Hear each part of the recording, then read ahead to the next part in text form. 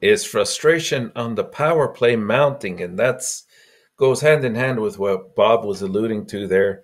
And I wanted to show you first of all, and not it's I'm not speaking specifically about the power play here, and it's something that's been coming up on social media quite a bit, and it's circulated mostly around a comment that was made by Grant McCagg, where he said you can see the Slavs starting to get frustrated with Matheson. He just doesn't want to feed him on the power play, even though it's often his best option. When we look at we look at the situation, Coach, let's talk a little bit about the power play, because that's one area that we have seen some improvement from the beginning of the year, which is a good sign. And I think a lot of it has to do with the fact that they solidified their number one line, and they also started to play some of the players on the correct spots in terms of their 1-3-1 or sometimes the whole umbrella concept that they're utilizing. What you're seeing a lot of times, and justified or not, I just wanted to sort of open up this conversation and see what you think. I'll throw in my 2 cents worth as well. And most importantly, let's see what the chat thinks and if whether they're seeing the same things. But clearly, you're starting to see that there is some tension between Slafkovsky and Matheson that sort of reached a new peak. Frustration has sort of been ongoing. Now, is that frustration generated towards these two individuals, or is it generated towards the fact that the power play maybe hasn't worked at the clip that they would like it to be efficient at?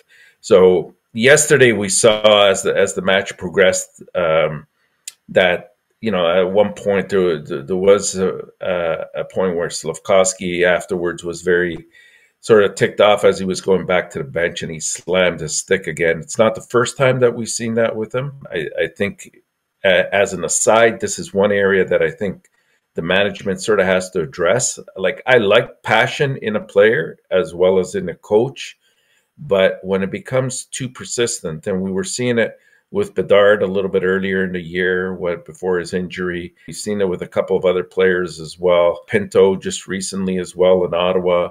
Now a little bit more so with Slafkovsky, with them getting upset and smashing their stick against the boards. Again, the passion is good, but it has to be tapered. I think that's where having people that are veterans on the team have to sort of step in as leaders and sort of, take that player aside and sort of, calm them down and sort of bring them into the proper perspective of what they're supposed to be doing, and that the frustration only tends to increase if you get too overly invested in it.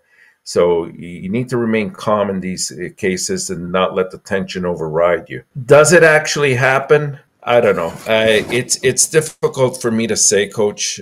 If you're looking at it just from an objective perspective, you do see that Matheson does tend to favor the left side a little bit more, which is where you'll find usually Cole, and you'll find also Suzuki on those two sides. I do see that part of it, and I see a little bit less focus on the right-hand side, which is where Slafkovsky is sort of playing. And he's seeing that frustration because I think other teams, the defense that's on at the time, the penalty killing unit that's on, is sort of cheating to their right, which is to our left, if you're from looking at the play from Matheson's point of view.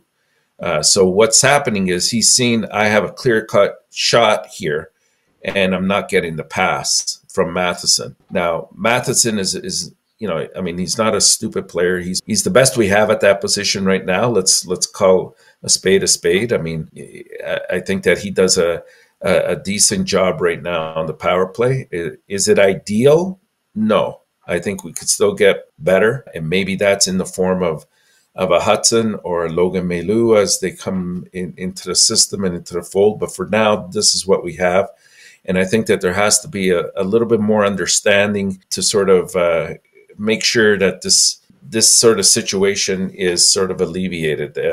It's something that I think Martin St. Louis has to sort of look at a little bit, and in some way, shape, or form needs to address with, if not with the players, because maybe there's nothing happening, then definitely with the media, right? Because sometimes, whether they're doing it for sensationalism, they're trying to highlight this and make an issue out of something that may or may not be true. We also forget sometimes, Slafkovsky is still a very young player. And a lot of times when the puck goes to his side, he does turn it over from time to time.